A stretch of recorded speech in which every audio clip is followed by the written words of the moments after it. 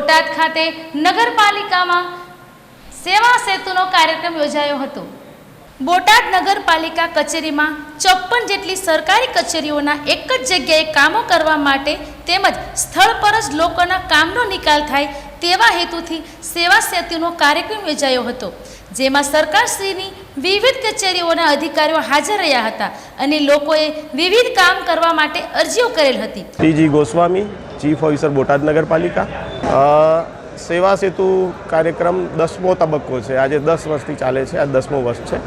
બોટાદ નગરપાલિકા કક્ષાનો સેવા સેતુ જે 2 સેવા સેતુ કરવાના છે એમાં પહેલો તબક્કો છે, પહેલો સેવા સેતુ કાર્યક્રમ છે એ નગરપાલિકા કચેરી ખાતે રાખેલો છે, જેમાં સરકારની જુદા જુદા વિભાગ કચેરીઓની કુલ 54 જેટલી યોજનાઓનો નાગરિકોને લાભ મળશે।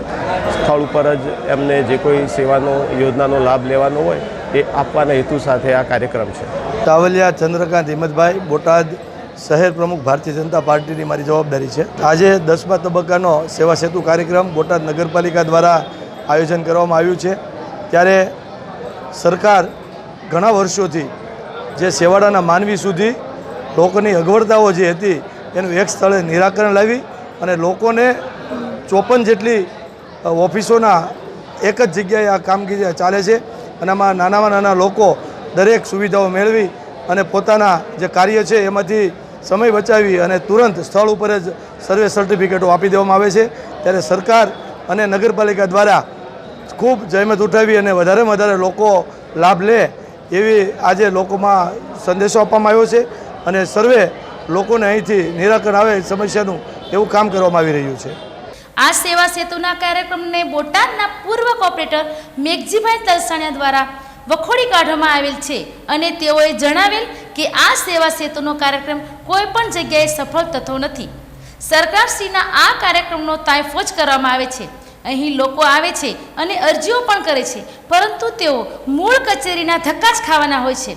ખરેખર તો સરકારશ્રીની કચેરીમાં જ લોકોના કામો થવા જોઈએ, જે થતા ન હોય તે સાબિત થાય છે અને ફક્ત જાહેર જનતાને છેતરવા માટેનો જ આ કાર્યક્રમ હોય તેવો પણ આક્ષેપ કરવામાં આવેલ હતો।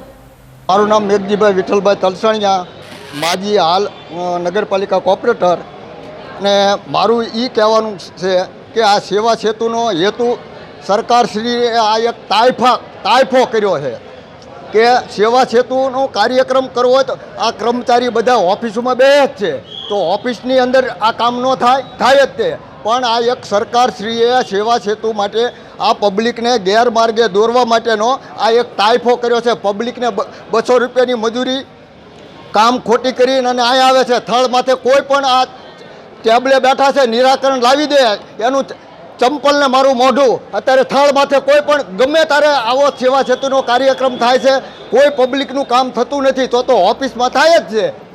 ઓફિસના કર્મચારી બેઠા બેઠા ઓફિસમાં કરે છે, અરજી અહીંયા જ લે છે, અહીંયા અરજી લઈ લે છે, ત્યાં અરજી અહીં આપી પછી કહે છે ઓફિસે જાઓ, તો બિચારા પબ્લિક આમ જનતા છે ને ગેરમાર્ગે આ સરકાર દોરે છે।